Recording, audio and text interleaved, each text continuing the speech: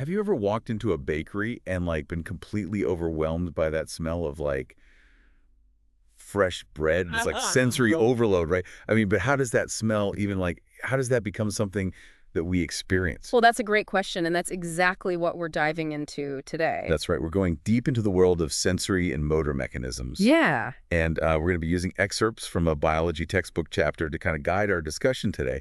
And basically, we're going to be looking at how animals, and that includes us humans, perceive and react to the world around us. Yeah, it's a pretty fascinating journey. We'll go from the very intricate workings of our own senses to the unbelievable adaptations you find in the animal kingdom. Exactly. We're Yeah. talking super sensitive noses, Mhm. lightning fast reflexes, and even the ability to sense things that like we humans can't even imagine. Absolutely. Get ready to have your mind blown because today we're going to learn how your senses really work. Yeah, so let's start with the basics, okay? Yeah. All sensory systems, no matter how simple or complex, they all rely on four main functions. Okay, lay it on us. Okay, so we've got sensory reception, transduction, transmission, and perception.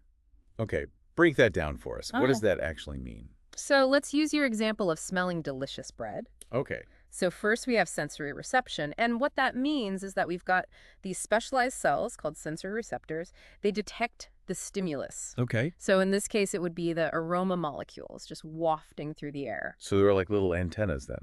Exactly. They're like these tiny little antennas, and they're tuned to very specific signals. Okay, so there are different receptors for different smells then. Yes, exactly. And each type of receptor is very specific. It only responds to certain molecules. Oh, okay. And that is how you can tell the difference between the smell of freshly baked bread and, say, coffee. That makes sense. But like how does a smell, which is just a bunch of molecules floating around, how does that become something that we actually experience? Well, that's where transduction comes in. So what happens is that the sensory receptor converts the stimulus into a signal that the nervous system can actually understand. Okay. It's like translating a foreign language into something that your brain can read. So it's converting those aroma molecules into some sort of brain signal. Precisely. Oh, okay. The stimulus could be light, it could be sound, it could be pressure or chemicals, and this is all transformed into a change in the cell's membrane potential. Right. So this change creates something called a receptor potential, and that's basically an electrical signal.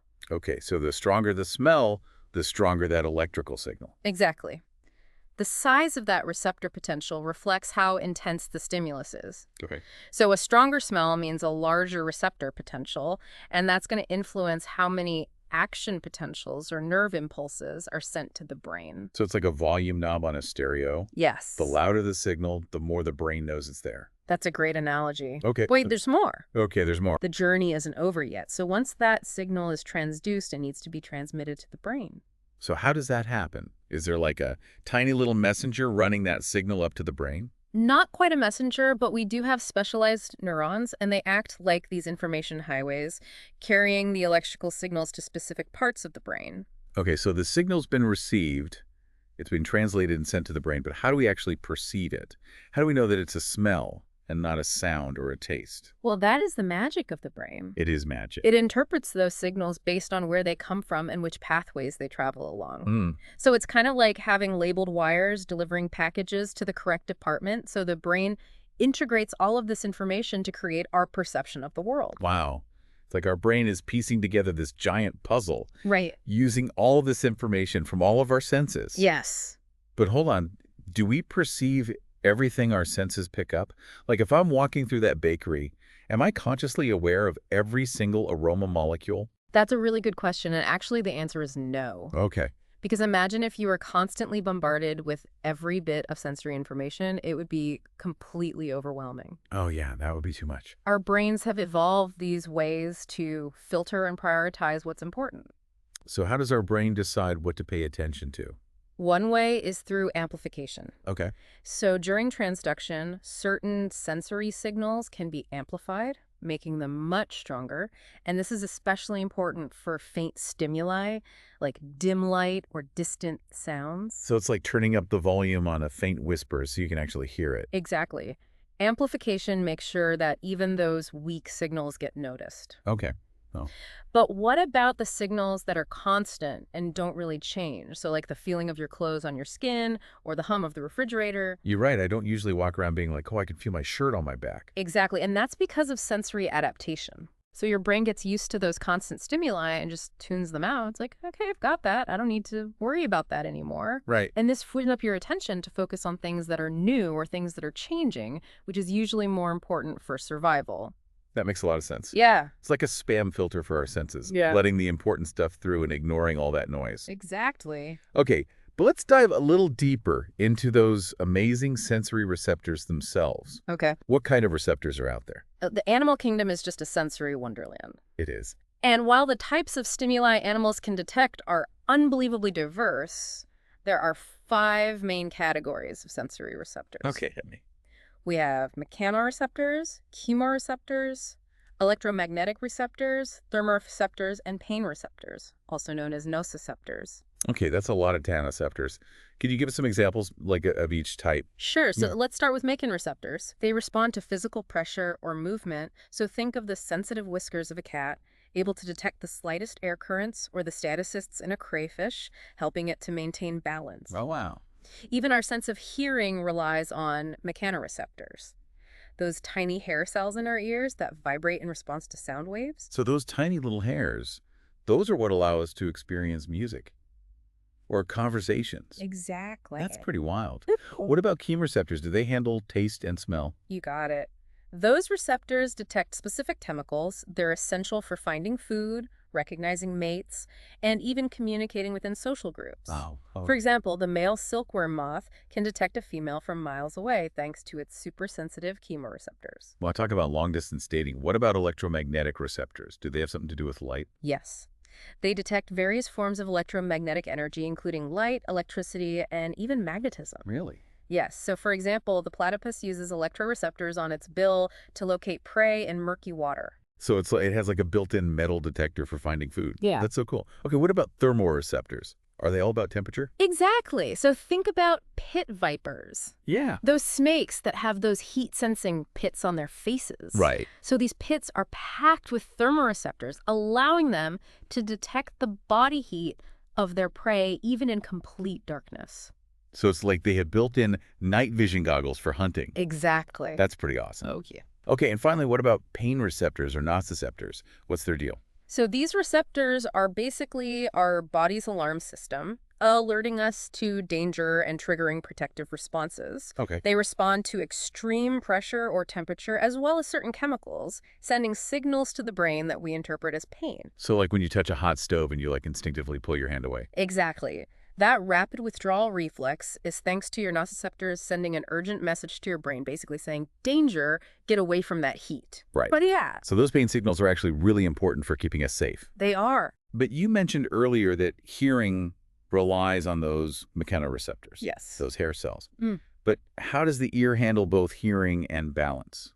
It seemed like such different things. It really is incredible because the ear actually does double duty. Wow. It's not just responsible for hearing, it also plays a crucial role in our sense of balance or equilibrium. Okay. In both cases, mechanoreceptors are at work, but in slightly different ways. Okay, I'm intrigued. So how does the ear pull off this amazing feat? Walk us through it. All right, so let's start with the sense of hearing. Okay. So the outer ear acts like a funnel, Okay. collecting sound waves and channeling them to the eardrum. Right. Those sound waves make the eardrum vibrate. Okay. Then, those vibrations are amplified by a chain of tiny bones in the middle ear. Oh, wow. Those bones are the malleus, oncorhecus, and stapes. It's like a microscopic Rube Goldberg machine in there. Exactly. And these tiny bones transmit those amplified vibrations to the oval window, which is a membrane-covered opening that leads to the inner ear. Okay, so the sound waves have been collected, channeled, and amplified. What happens in the inner ear? This is where the magic happens. So the inner ear houses the cochlea. Okay. It's a spiral-shaped, fluid-filled structure Hmm. that's key to our sense of hearing. And inside the cochlea is something called the basilar membrane, which runs along its entire length. Okay, I see. But hearing uses vibrations, so how does light become something that we see? All right, so hold on to your hats because we're about to enter the incredible world of the human eye. Light enters the eye through the pupil, that black circle in the center, Right. and the iris, the colored part of your eye, controls the size of the pupil, adjusting how much light actually enters. So the iris is like the aperture on a camera, letting in more light in like dim conditions and less light when it's really bright. Precisely. And behind the pupil is the lens, Okay. which is this flexible structure that focuses the incoming light onto the retina. Okay, and the retina is that light-sensitive layer at the back of the eye. Right. That's right. The retina is where the real magic of vision begins. It contains millions of specialized photoreceptor cells called rods and cones. Okay, wait, rods and cones, what's the difference? So think of rods like the night owls of our visual system. They are incredibly sensitive to light. Right. So they allow us to see in dim conditions. Okay. But they don't actually distinguish color, so our night vision is basically in black and white. Oh, Now, cones, on the other hand, those are the color specialists. okay. They are less sensitive to light, but they allow us to see the vibrant colors of the world during the day. And we have those three types of cones, red, green, and blue. Precisely. Yeah. And the brain combines the signals from those different cones to create our perception of the full spectrum of colors. It's like having a built-in color mixing system in our brains. Exactly. That's really cool. So we've talked about sight, we've talked about sound, but what about my personal favorites, taste and smell? Yes. The senses that really tantalize our taste buds, They do. they both rely on chemoreceptors. Those chemical detecting cells, but they actually work in slightly different ways. Okay, so how do they differ? Well, taste uses taste buds. Right. Those tiny little bumps you can see on your tongue. Right. And each taste bud contains a variety of specialized receptor cells, Okay. each tuned to detect a specific taste. Mm. So we've got sweet, sour, salty, bitter, or umami. Umami. What's that one? So umami is the savory, meaty taste of glutamate, often found in foods like cheese, mushrooms, and meat. Okay, I'm definitely a fan of umami. But what about smell? Where are those chemoreceptors located? So for smell, it depends on olfactory receptor cells, which are located high up in the nasal cavity. Okay. So when you sniff, those odor molecules travel up your nose and bind to these receptors, triggering a signal that's sent to the brain. So all those like delicious flavors and aromas, they're just different molecules interacting with our receptors. In essence, yes. And it's amazing how we can distinguish thousands of different smells, It is. thanks to a huge family of olfactory receptor genes. That makes me think about those times when you have a cold and food tastes bland Right. because your sense of smell is blocked. Exactly. It just shows how interconnected these two senses are. Yeah. Taste and smell work together to create those complex flavors that we experience. Wow. Okay, so we've really explored how we sense the world. But now I'm curious, how do we actually move through it? Right. How do we go from perceiving our surroundings to actually taking action? Well, that's where muscles and skeletons come into play. Okay. Muscles are the engines of movement. Right. They're capable of contracting and generating the force we need to move our bodies. But muscles need something to pull on, right? Yeah. That's where the skeleton comes in. Exactly. Skeletons provide that structural support and framework for muscle attachment, Okay. and that allows for coordinated movement. Right. And the types of skeletons in the animal kingdom are just astounding. We've got fluid-filled, hydrostatic skeletons in worms, Wow. to hard exoskeletons in insects, and internal endoskeletons in us vertebrates. And speaking of skeletons, didn't you mention earlier that crayfish use their exoskeleton for balance? Right. Remember those statocysts we were talking about? Right. Well, they rely on that rigid structure of the exoskeleton to function properly. Wow. So it's not just about moving around, but it's also about holding us up and keeping our organs safe. Exactly. Our skeletons play a key role in maintaining our body shape, supporting our weight, and protecting vital organs like our brain and heart. Imagine our bodies without a skeleton. We'd be like jellyfish, Exactly. unable to move effectively on land. Oh. That's quite a thought. But speaking of moving around, animals have evolved some incredible ways to get from place to place, haven't they? Oh, absolutely. From walking and running to crawling, swimming, and even flying, the variety of locomotion in the animal kingdom is remarkable. It is. And each mode of locomotion comes with its own challenges and evolutionary solutions. So like how fish have streamlined bodies to reduce drag in the water, Yes. while kangaroos have powerful hind legs and elastic tendons so they can hop around efficiently. Precisely. And let's not forget those incredible flying abilities of birds and bats. Oh, yeah. With their lightweight bodies, aerodynamic wings, and specialized respiratory systems that provide the energy needed for flight.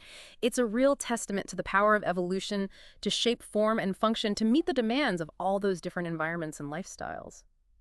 Yeah, it really is incredible how animals have evolved such diverse ways to move around. Mm. From the tiniest insects to the largest whales movement is so essential for survival. Yeah. But let's dig a little deeper into how some of these amazing systems actually work. Oh, I'm in game. I'm ready to explore some more of these biological marvels. Okay, so let's go back to the sense of hearing. We talked about those hair cells in the cochlea, but like, how do they actually help us distinguish between different sounds? Yeah. Like a high-pitched whistle versus like a low rumble of thunder? Yeah, I've always wondered about that. How does the ear know what's a high note and what's a low note? Okay, well, think of the cochlea like a piano keyboard. Yeah. Different parts of that basilar membrane, that structure inside the cochlea. Yeah. They vibrate in response to different sound frequencies. So high notes, they stimulate one area, low notes another. Okay. That's how your brain figures out the pitch of a sound. So it's like a built-in frequency analyzer. Exactly. It's like mapping those sound waves onto different parts of the brain. Yeah. That's pretty cool. Yeah, it is. What about volume, though? How do we know if a sound is loud or soft? Well, that's all about the size of the sound waves. Louder sounds, they create bigger waves, which cause more vibration in the cochlea, and a stronger signal sent to the brain. Okay, That's like turning up the volume knob. The bigger the wave, the louder the sound we perceive. that makes sense. Yeah. But we also talked about how the ear is responsible for balance. Didn't you mention something called otoliths? Yeah. Otoliths or ear stones are these teeny tiny crystals in the utricle and saccule, Okay. which are two chambers in the inner ear, Okay. and they're involved in our sense of balance and gravity. Okay. So when you tilt your head, those little crystals shift, they stimulate hair cells, and they're sending signals to the brain about your head's position. So it's like our ears have a built-in level, telling our brains which way is up. That's pretty cool. Yeah. But what about those looping structures in the inner ear? The semicircular canals, what do? Oh, those are all about rotational movement. So imagine three fluid-filled loops, each oriented in a different direction. When you turn your head, the fluid in these canals sloshes around, stimulating hair cells and telling the brain which way you're rotating. So it's like having a built-in gyroscope keeping track of our head movements. Yeah, No wonder I get dizzy after spinning around too much. That fluid must be going crazy. exactly. It takes a bit for that fluid to settle down, but let's shift gears now and talk about vision. We've covered how light enters the eye and is focused on the retina, but how does that light actually get converted into a signal the brain can understand? Yeah, that part always seemed a bit mysterious to me. What's happening in those rods and cones to turn light into something we can see? It's a process called phototransduction. Okay. So those rods and cones, they contain a light-sensitive pigment called retinal. When light hits retinal, it changes shape, triggering a cascade of events that ultimately creates an electrical signal.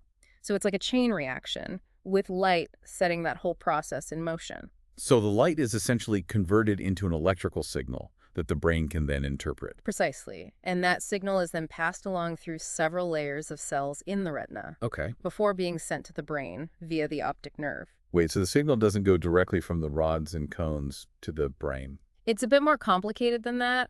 There's actually a lot of processing that happens within the retina itself. Oh, wow. Different types of cells interact to refine and enhance the signal. It's kind of like having built-in image processing software in our eyes. Oh, wow. So what happens once the signal leaves the retina and travels along the optic nerve? Where does it go next? So the two optic nerves, one from each eye, they meet at a point called the optic chiasm. Okay. And this is where information from the left and right visual fields gets sorted out and sent to the correct side of the brain. So it's like a traffic intersection for visual signals. Exactly. From there, the majority of those signals travel to a relay station in the thalamus called the lateral geniculate nucleus, or LGN. Okay. The LGN does some further processing and then sends those signals onto the visual cortex at the back of the brain. Wow, so it's like a multi-stop journey Yeah. with the signal being like refined and enhanced at each stage. Precisely.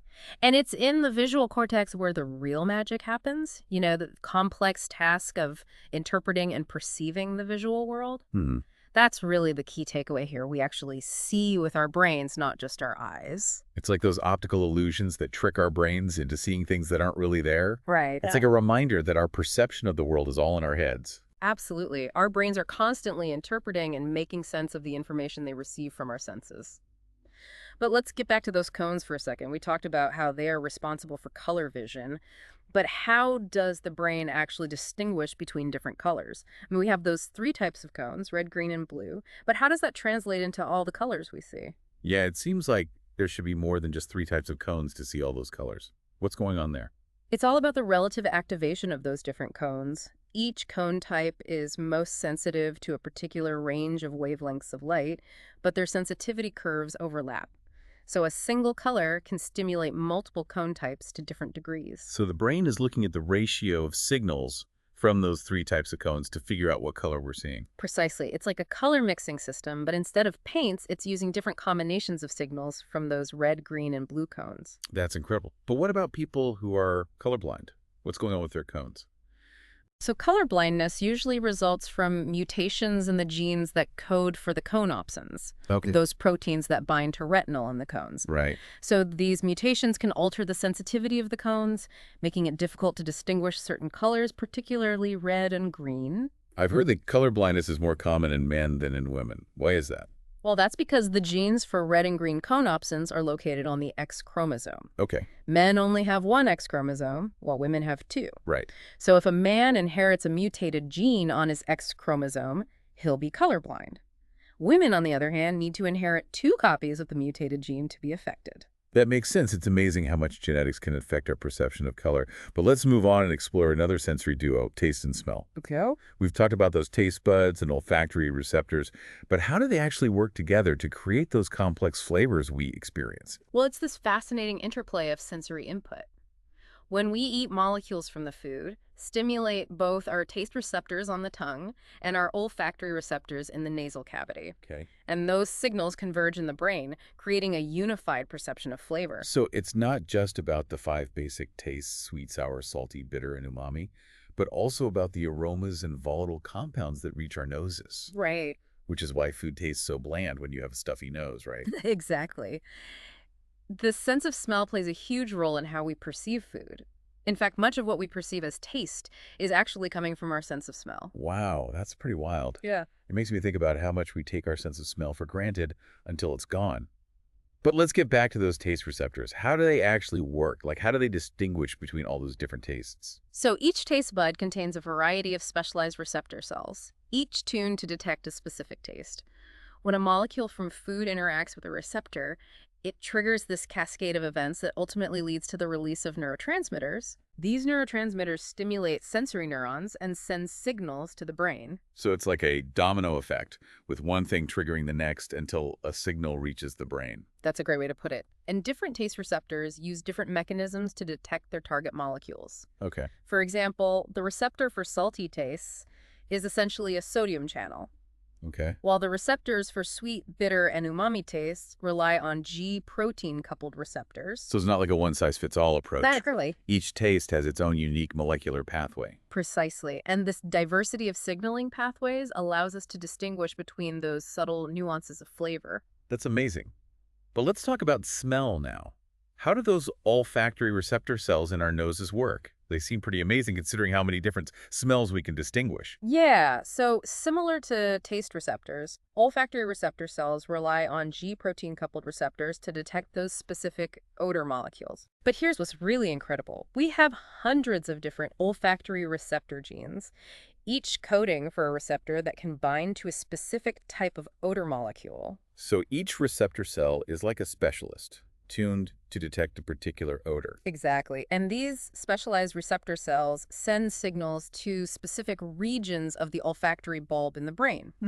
So this creates a sort of olfactory map where different odors activate different areas. So it's like a spatial code for smell, with each odor having its own unique location in the brain. Precisely. And this complex system allows us to distinguish between thousands of different odors, creating the rich and diverse tapestry of scents that we experience every day. But it's not just about detecting individual odors, right? Right. The brain must also integrate those signals to create a cohesive perception of a particular smell.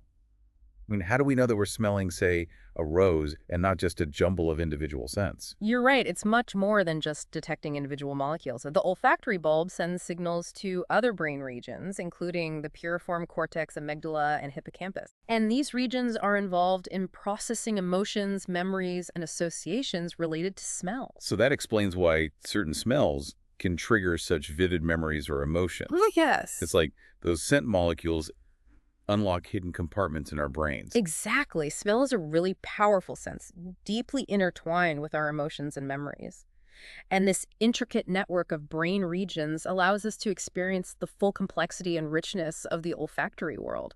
It's really incredible how our senses work together to create this multi-sensory experience of the world. Yeah. From the vibrant colors we see to the delicious flavors we taste and the evocative scents we smell, our sensory systems are constantly shaping our reality. And it's not just our external senses that play a role. Oh, right. Our bodies also have internal sensory systems that provide crucial information about our own internal state, Okay. like blood pressure, temperature, and even our sense of balance. It's like having this entire team of internal sensors constantly monitoring and adjusting things to keep us functioning properly. Right. We really are amazing biological machines. We are indeed. But speaking of amazing biological machines, let's get back to locomotion and explore how those muscles actually generate the force needed for movement. We've talked about those sliding filaments, actin and myosin, but how is that sliding actually controlled?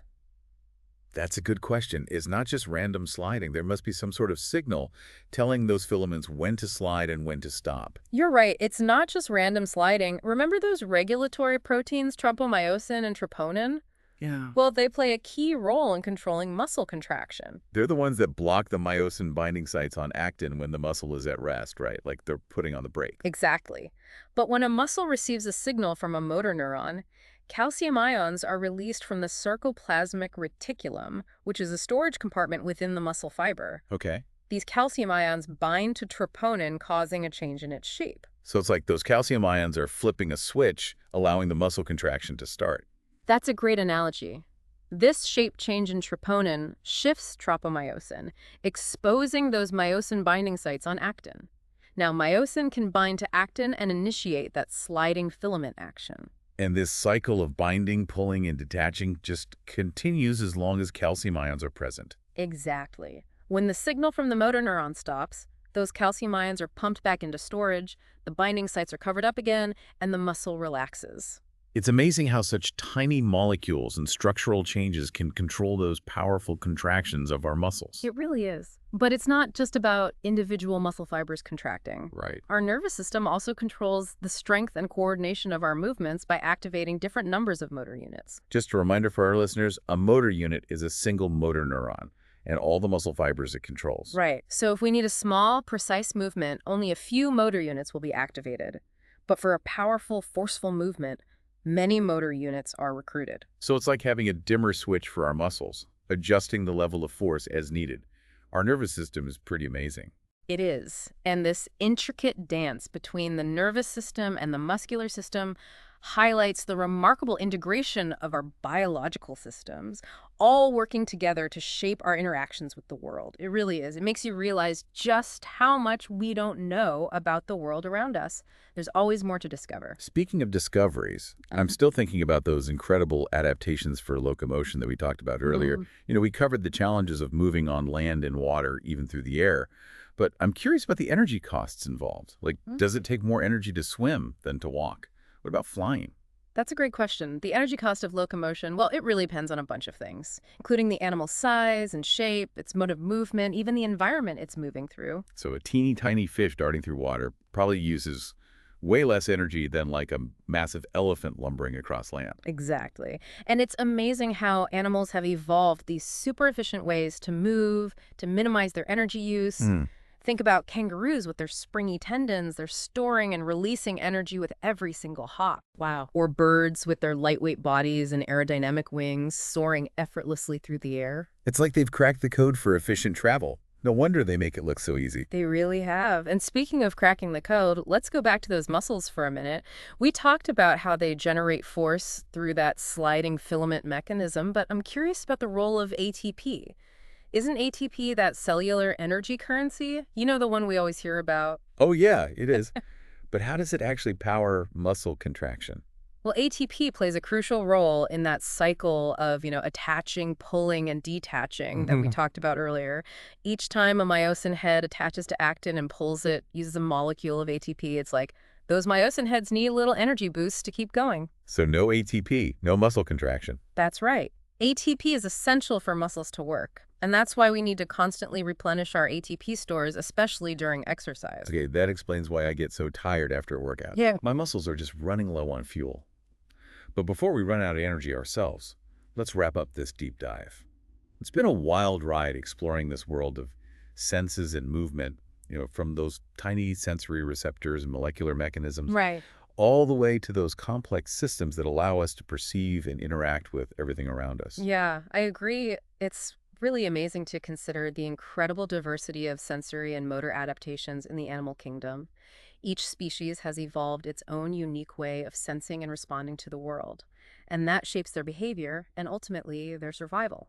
It's a good reminder that we're all part of this intricate web of life, connected not only through our shared evolutionary history, but also through those fundamental ways that we experience and interact with the world around us. Well said. And as we continue to explore and unravel those mysteries of the natural world, who knows what other amazing adaptations and sensory wonders we'll find. That's the beauty of science. There's always something new to learn and explore. So to our listeners, keep those senses sharp, stay curious, and we'll see you on our next deep dive where we'll be exploring, you'll just have to wait and see.